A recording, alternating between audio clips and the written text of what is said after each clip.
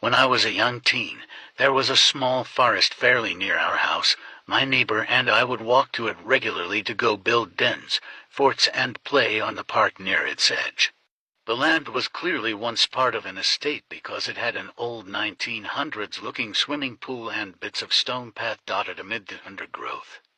We'd sometimes take other kids there and play chase games or pretend to be tribes people, sprinting through the thick foliage. It was a fun place to explore. We'd been going there for about a year or so on weekends when we finally decided to take a big pair of garden shears to start clearing an area for our biggest den yet. We chose part of the forest that had always been blocked off to us because it was mostly surrounded by a thick wall of bamboo overgrown from the place's time as an estate, I think. The forest was a paradise just for us. We'd never ever seen anybody there other than us or people we brought. Our dens were always exactly as we left them. But all the same, we figured cutting a secret way into the bamboo-walled area would give the best protected den from strangers and barbarians and ninjas. It took us most of the day to cut our way in. When we'd made an arch to crawl through, we went in to find that we were in a clearing with only clovers growing in it, no taller plants. Just a soft blanket of clovers.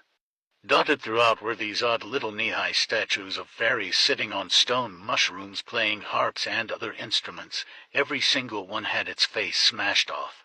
In the center of the cramped clearing was a giant concrete-looking block. We kicked over one of the fairy statues on the way over to it, probably to demonstrate that we weren't scared.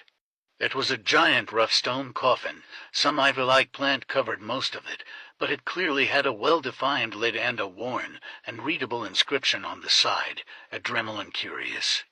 We tried with all our might to lift the lid, but it must have weighed tons.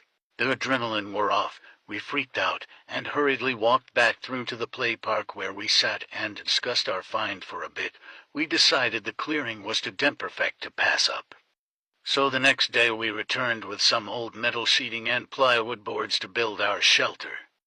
It wasn't raining, but the day was heavily dark and overcast, so the woods were about at the darkest they could be during daytime. We got back into the clearing, started building, and got pretty far with it. After a little while my friend sort of yelped out, and oh my God, I turned to see him stood next to the coffin. It's giving me full body shivers just thinking about this, and it was open. The lid was slid off to one side just enough that a thin person could get through the gap. I ran over, stared into the gap, saw nothing but pitch dark, and whispered, "Run, now." The wind rose and it started raining, so there was noise everywhere right at that moment. I've never experienced anything like it.